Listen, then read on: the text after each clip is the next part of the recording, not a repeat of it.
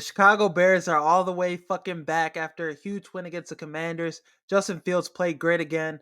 First half for back-to-back weeks, he's thrown, 3 touchdowns and then 4 touchdowns against the Broncos. And in the second half this time, we were a little conservative, but we were still getting the ball to DJ Moore, which I think is giving us a lot of success if you haven't been paying attention. There was a screen pass to DJ Moore, and it was good little yardage. But I love what Justin Fields has been doing. The confidence is there. He's looked like a totally, completely different quarterback.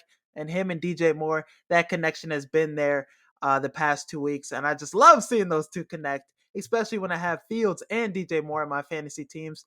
I mean, this fucking week I had Khalil Herbert, DJ Moore, Justin Fields, and Cole Kmet. I put up 112 off a Thursday night football game. Crazy as fuck. But that just goes to show you how big of a Bears fan I am. And we won, and I won pretty much already in fantasy. But defensively too, this Bears defense was getting after it. They got after the quarterback, 5 sacks. Greg Stroman, backup nickel cornerback, he has been doing his thing. Interception, and he had a sack in this game. He was pretty good. The Commanders, Sam Howell didn't do terrible, but they really weren't giving the ball to McLaurin or Curtis Samuel too much. They should have done it more, especially with our secondary being backed up. But no, this defense held their own, rushing the ball. The Commanders 29 yards rushing, that was it. So we were really doing good in this game. And I think this is a game that could start something special for this team this year. And all the motherfuckers that are talking about Caleb Williams still, get it out your head. If we get the first pick, which we probably will because the Panthers are ass, we get the first pick, trade it for a haul, get the tackle from Penn State, shore up this offensive line, and get Marvin Harrison or maybe a D lineman from Florida State, preferably. Do something else. Don't get Caleb Williams. We don't need him. Justin Fields is playing at an elite level. Now, if he does it against Minnesota, then I need you to for sure erase every thought of Caleb Williams coming to the Bears out your mind, especially Bears fans, man. Y'all been tweaking with this. Caleb Williams is not coming to Chicago. Justin Fields, this is his team. I never gave up on him. Never. I was a little concerned. First couple weeks, he had me shook. But no, he's just been really playing at an elite level, confident, and I love seeing this.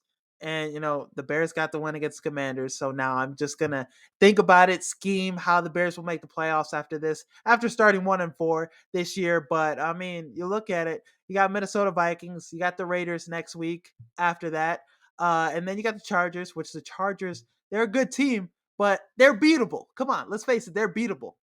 And then, you got Detroit after that coming up. So it's going to be exciting couple weeks for the Bears. I think, hey, if we string, we get 500 before we play the Lions. I mean, let's talk about winning 4 straight games. It's not impossible.